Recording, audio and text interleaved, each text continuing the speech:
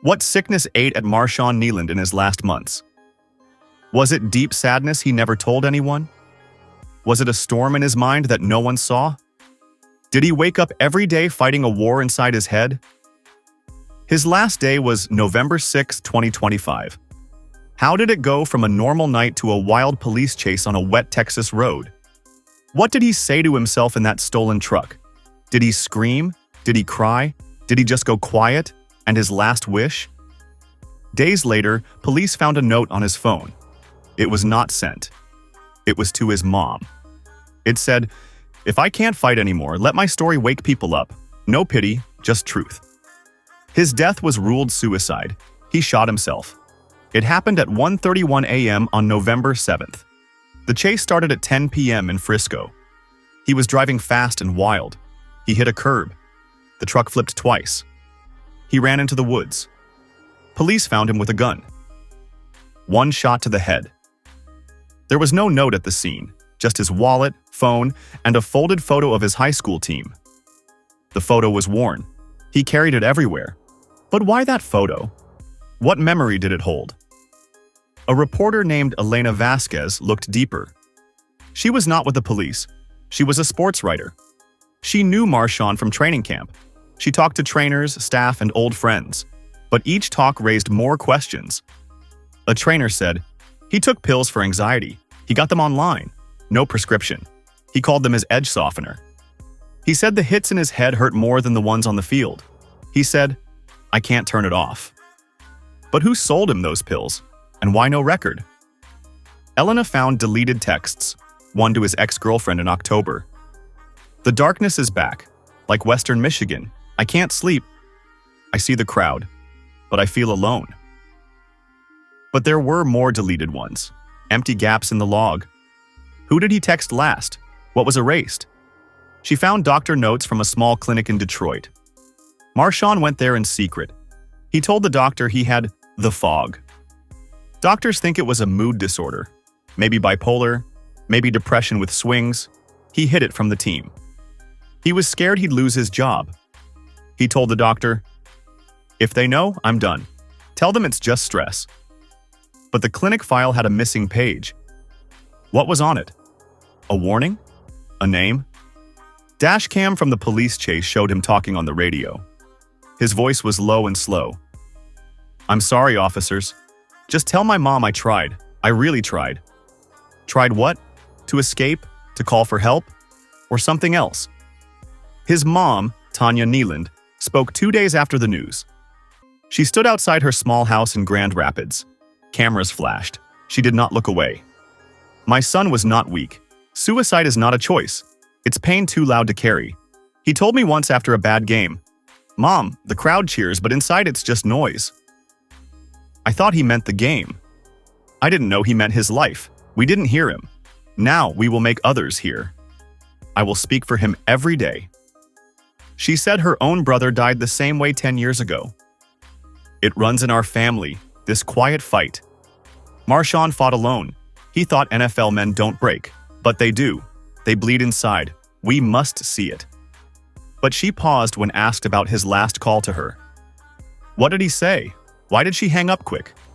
His sister, Aaliyah Kneeland, was 19. She found the unsent note on his laptop. It synced from his phone. She read it and cried. Then she got to work. His wish was simple: wake people up. He wanted a podcast, real talks with young players. No fake strength, no tough it out. Just truth. We're making it now. It's called Disrupt the Silence. His voice opens the first episode. We used old voicemails. He says, "Talk before it's too late." We launch next week. That's how I keep him close. But in the voicemails, there was a strange one. A whisper. What did it mean? Who was it for? His dad, Marcus Kneeland, was a car mechanic. He spoke in a garage, still in his work shirt, grease on his hands. "I fixed cars. I fixed bikes. I thought I could fix my son." I told him, "Tough it out." Wrong words. Last Thanksgiving, he said, "Dad, I'm tired." I said, "Sleep more." I should have said, "Tell me everything." I hug Aaliyah every day now. I call his old teammates. I ask, "You okay?" I didn't ask him enough. "Marshawn, forgive me. I'm learning. I'm trying. Your old man loves you." But he avoided questions about the borrowed truck. Why did Marshawn take it? What was in the glove box? The funeral was on November 12th. It was in a small community center in Frisco, Texas. 400 people came. Folding chairs, bright lights, no fancy church, just real people, no open casket.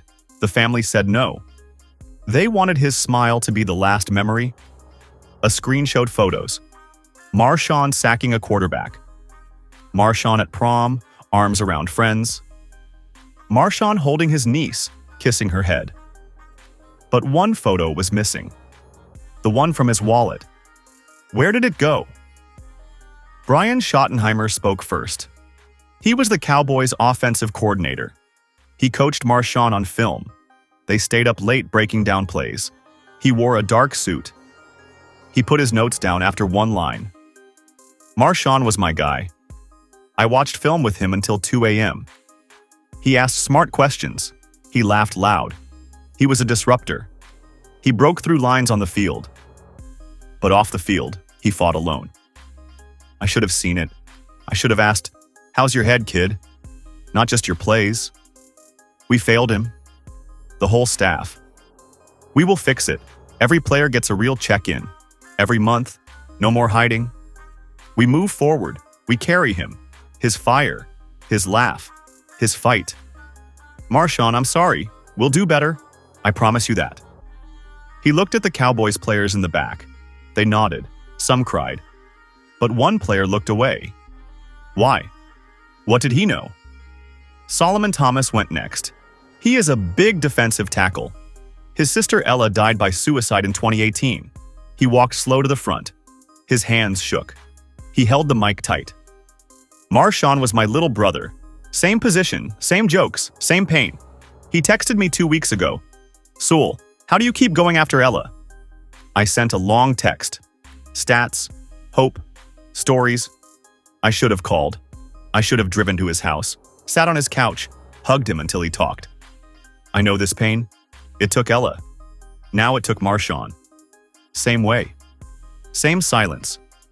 Tanya, Marcus, Aaliyah, you raised a king. But even kings fall when the weight is too much. We start a fund today, Kneeland Thomas Legacy.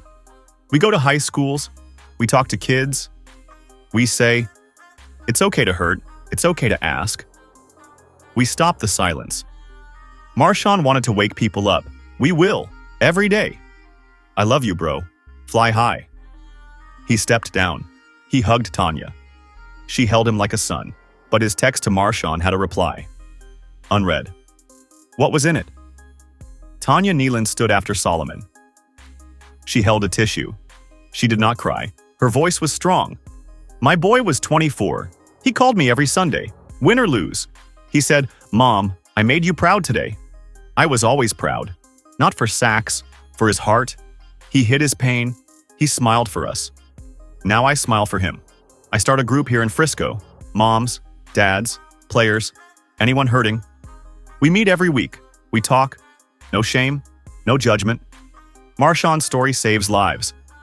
That's his win now. He wanted truth. I give truth. Every time I speak, he speaks. Aaliyah Kneeland spoke last from the family. She was 19. She held her phone like a treasure. Big brother taught me to ride a bike. He pushed me. He said, "Don't be scared. I got you." He always had me. Now I have him.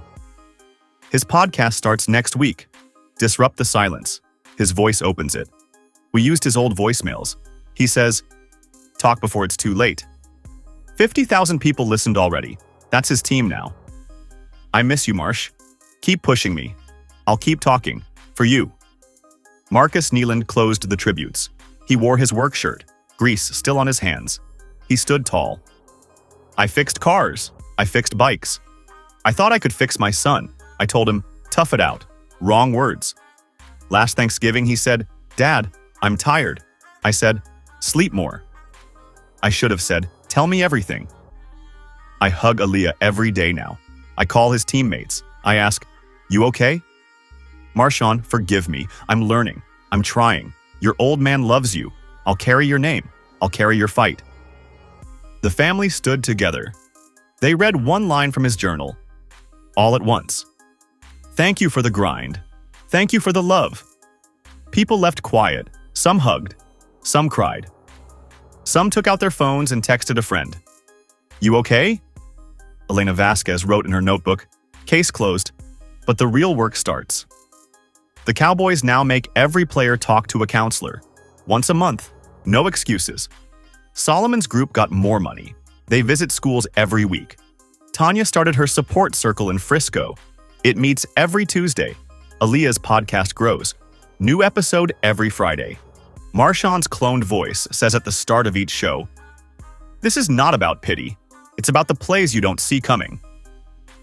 But questions linger. What hid in those deleted texts? Who supplied the pills? Why the chase that night?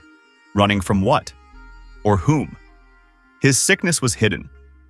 But was it alone? His last day was fast and sad, but full of shadows. His wish was small but strong, but unanswered calls echo. Through family words and tributes, we hear pieces, but the puzzle misses edges. What if the fog had help? What if someone saw and stayed silent? What really broke the king? Elena keeps digging. The silence disrupts, but the mystery stays.